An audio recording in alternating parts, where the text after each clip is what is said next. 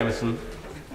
I wonder if the Secretary of State would agree with me that one of the best ways to make work pay is to ensure that it's not simply about a minimum wage, but about a living wage, and what he intends to do about that. But also, can he give me an assurance that there will be some joined-up thinking, and that those who are genuinely seeking work, even if they are out of work for over a year, will not have their housing benefit cut? The policies on housing benefits stand as they are. Can I just come back to her point that she made about a living wage? The reality, I honestly genuinely believe that this is the best way to ensure that households end up with a living wage. What's been happening in the past has been that because the system has been so difficult and complicated, the first person into work in a household often just would not be able to earn enough money to support the household, and you needed the second person to go into work to supplement that. This process, because it pays more to be in work, will give people who go into work, the first person to work in the household, a greater opportunity to be able to earn enough money to support the household, leaving that option for the second earner to be there as an option rather than as an absolute must. David Winnick. Is it not the case in the real world that 18 are unemployed people, 18 are chasing every single vacancy?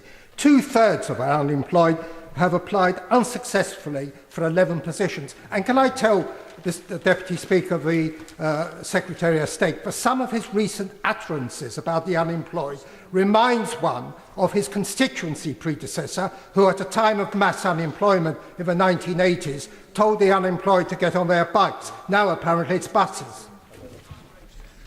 Well, the reality is that the programme I'm bringing forward today, he should welcome, because it will actually improve the life of those who are the poorest in society. And I'm sorry that he just chooses to cavil about this. And my commentary about bus was very simply this. People in London and many other cities recognise, on low incomes, that it is necessary sometimes to travel to the place of work.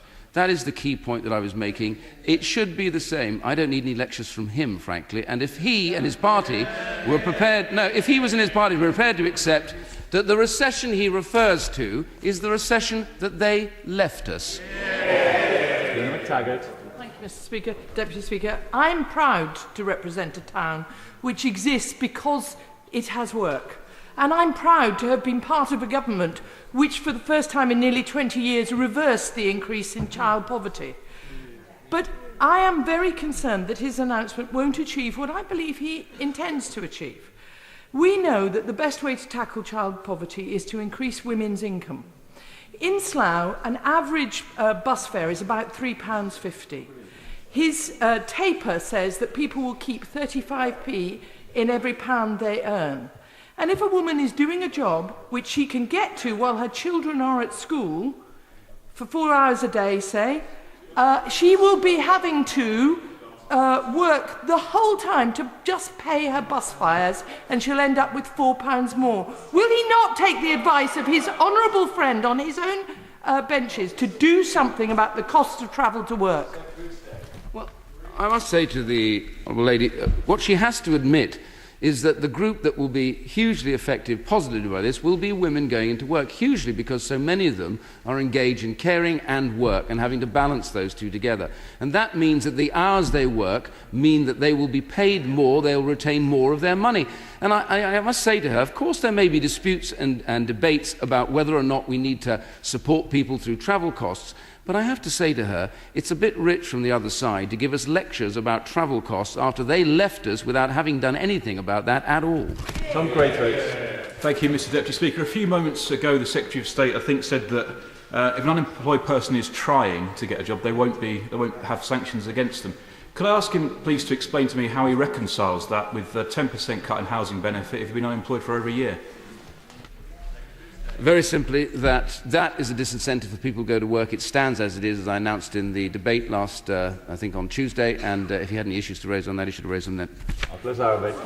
My honourable friend from Glasgow Central asked a very reasonable point about the gap between the end of the current programmes and the start of a new programme, and I'm afraid the Secretary of State departed from his general tone by a fairly party political response to my honourable friend. Can I ask him to take this point seriously? The gap of 3-6 months is extremely important, and if the new schemes aren't ready, then why can't we look at extending the current schemes meantime to ensure this particular period is not left without support for those who need it?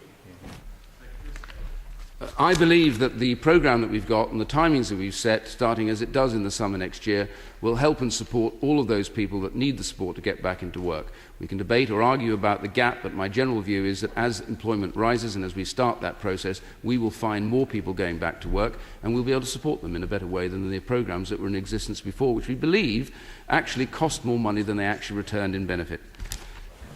Order. We're now going to move on to